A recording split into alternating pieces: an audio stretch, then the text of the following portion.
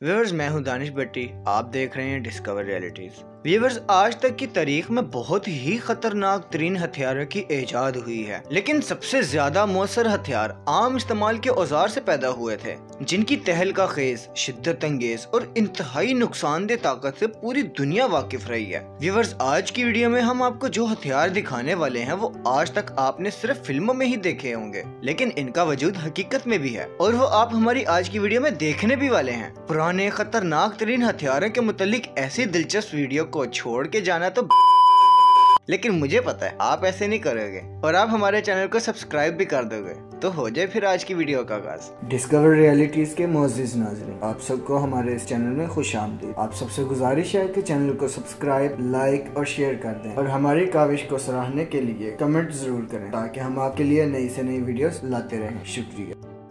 दोस्तों, पत्थर और लकड़ी के हथियारों से शुरू जंग की तारीख में बहुत तेजी से तरक्की होती रही है। तीरों और तलवारों, तोपों और गोलियों, टैंकों और जहाजों से आगे अब जदीद तरीन हथियारों तक सब अपनी अलग दहशत रखते हैं। आएं और आज की वीडियो में पुराने हथियारों से मुतालिक खतरनाक तरीन हथियारों का जायजा लेते हैं। ऊनी डिस्ट्रॉयर कमान और तीर की इब्तिदा थी। लकड़ी के लचकदार टुकड़े एटलाट से बना। एटलाट बुनियादी तौर पर एक फायदा उठाने वाला आला था जो एक सिरे पर एक हैंडल के साथ एक सॉकेट लगाने और 160 किलोमीटर फी घंटा की रफ्तार से नेजा मारने के काम आता था। पत्थर के जमाने से ताल्लुक रखने वाले इस मुअस्सर हथियार के बारे में ख्याल है कि इसने ऊनी मेमथ के नापैद होने में अहम किरदार अदा किया, अगरचे ये भी पत्थर के जमाने का ही है। अज़टेक्स ने इसे 16वीं सदी तक बरकरार रखा। लॉन्ग बू एक दक्ष जो इसके शूटर की तरह लंबा खड़ा बहुत फासले से दुरुस्तगी के साथ हमले की इजाजत देता था। लॉन्ग बू कम से कम 3300 कबल मसीह से मौजूद था। एक ओटजी आइसमैन के साथ दरियाफ्त किया गया था जो कुदरती तौर पर महफूज की गई कदीम तरीन ममी है। 100 साल की जंग में अंग्रेजों ने मैदान जंग पर गलबा हासिल करने के लिए लॉन्ग बू का इस्तेमाल किया था। फायर एरोज एक रॉकेटी गन पाउडर। व्यूअर्स, पहले आतिशी असले का पेशरो फायर एरोज हथियार से चलने वाले बारूद की इब्तदाई शक्ल थी। 9वीं सदी के बाद इसे चीनियों ने तैयार किया था, जो कि महज एक तीर था जिसमें बारूद का एक थैला बंधा हुआ होता था। दुश्मन की सफों में उड़ते हुए दर्जनों फायर एरोज भेजने के लिए बहुत से मशीन लॉन्चर्स भी बनाए गए थे। फायर लॉन्च व्यूअर्स, असल में तमाम आतिशी असले की इब्तिदा इस फायर लॉन्च से होती है, जिसे 10वीं सदी में दोबारा चीनियों ने तैयार किया था। इस हथियार को करीबी जंगी लड़ाइयों के लिए इस्तेमाल किया गया था। यह बुनियादी तौर पर बारूद की एक ट्यूब थी जो नेज़े के साथ मुंसलिक होती थी। फायर लॉन्च किसी भी ऐसे प्रोजेक्टाइल को फायर करता था जो दुश्मन के बैरल में फिट हो सकता था। एक बार जब इसने अपना पेलोड निकाल लिया था तो ये तब भी नेज़े की तरह ही काम करता था। मट्टी से आग अगरचे बाज़ंतीनी क्रीक फायर तक ही नहीं रुके। यूनानी आग की तरक्की के बाद बाज़ंतीनी फौजियों ने महसूस किया कि वो इस खौफनाक मौत को पत्थर और सिरेमिक के जरिए भी फेंक सकते हैं। यूं ये हथियार मगरिब से मशरिक तक फैल जाएगा। चाइना इस फायर बॉल को मुकम्मल करने और जदीद हैंड ग्रेनेड बम का पहला प्रोटोटाइप बनाने के काबिल हो गए थे। मेस एक spike blunt force. Viewers, mess एक क्लब से तैयार हुआ एक स्पाइक ब्लंट फोर्स हथियार बन गया था, जिसे आमतौर पर बख्तर के जरिए नुकसान पहुंचाने के तरीके के तौर पर इस्तेमाल किया जाता था। दखोल के लिए मुख्तलिफ लंबाइयों और मुख्तलिफ फ्लिंजों के सिरों का इस्तेमाल करते हुए इब्तिदाई पैलियोलिथिक दौर के आगाज में मुख्तलिफ किस्म के गद्दे तैयार किए गए थे। सस्ती, आसान और मुअस्सर मेसिस को सदियों से सिर्फ अपनी पूरी ताकत से दुश्मन को कुचलने के लिए इस्तेमाल किया जाता रहा था। कटाना खूबसूरत मौत। कटाना शायद इस तरह की खूबसूरती के लिए सबसे मोहलक हथियार था, जिसे सामुराई तलवार भी कहा जाता था। ये कदीम और जागीरदाराना जापानी सकाफत में वसी पैमाने पर फैली हुई थी और सामुराइयों के जरिए खुलेआम इस्तेमाल होती थी। हल्के घुमाव और 2 हाथों से चलाने के लिए एक लंबी गिरफ्त के साथ तैयार की जाने वाली कटाना दुनिया की फौजी तारीख में पैदा होने वाले सबसे बड़े कांटे वाले हथियारों में से एक थी।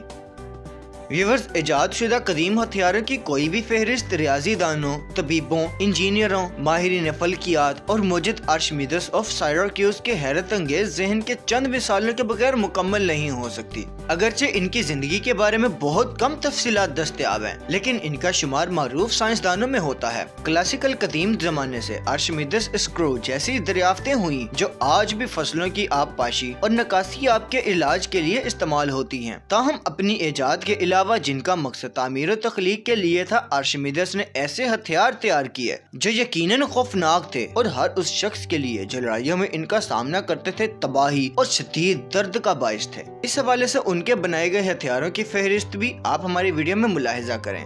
Clough of science.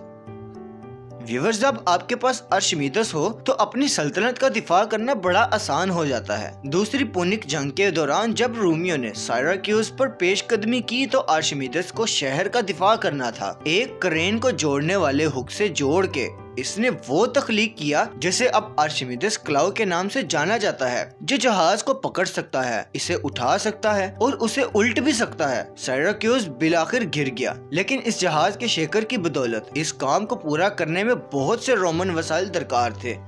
आर्शिमिदस हीट रे।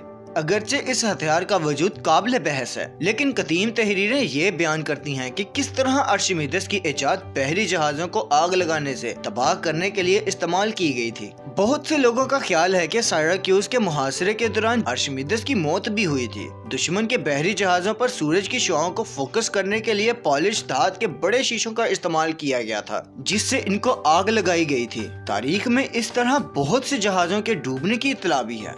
भाप की तोप।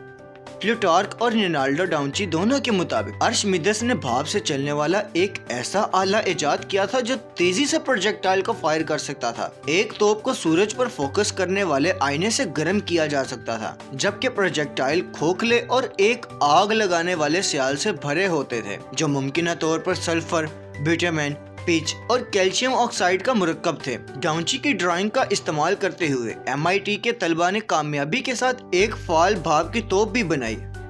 Repeating crossbow चुकोनू।